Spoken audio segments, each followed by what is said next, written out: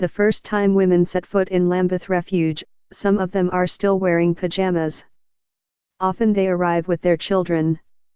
Tania, the manager of Lambeth and other refuge services, doesn't sugarcoat it, they are fleeing in fear for their lives.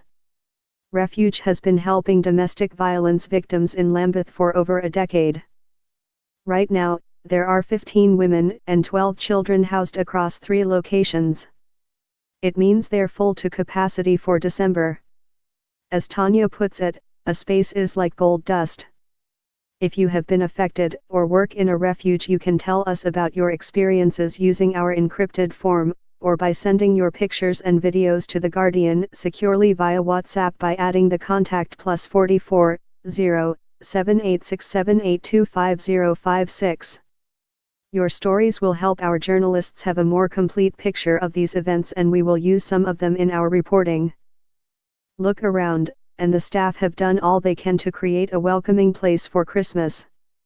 There's a special workshop for families to decorate cards together, and safe places where the children here can play and make a mess without fear their mum will get hurt as punishment, Tania explains.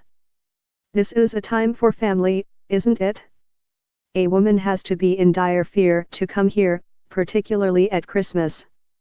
Ask her about the work the refuge does throughout the year, and Tania emphasizes a space is more than just a safe bed for the night for an abuse victim, it's about building them back up. The women come to Lambeth from all over the country.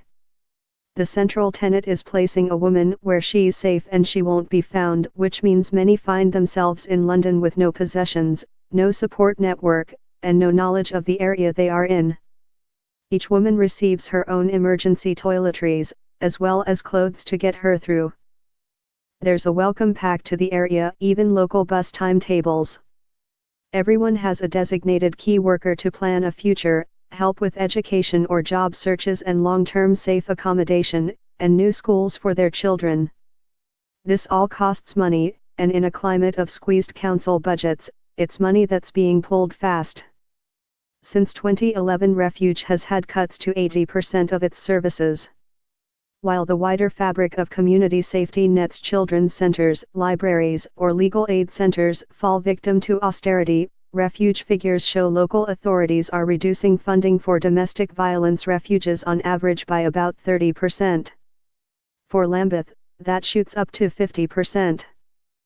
The size of the refuge network, 42 shelters, spread across 21 local authority areas, means the national organization can work to protect Lambeth and ensure the women coming through the doors are still receiving the service they need, but another cut for the refuge could be round the corner.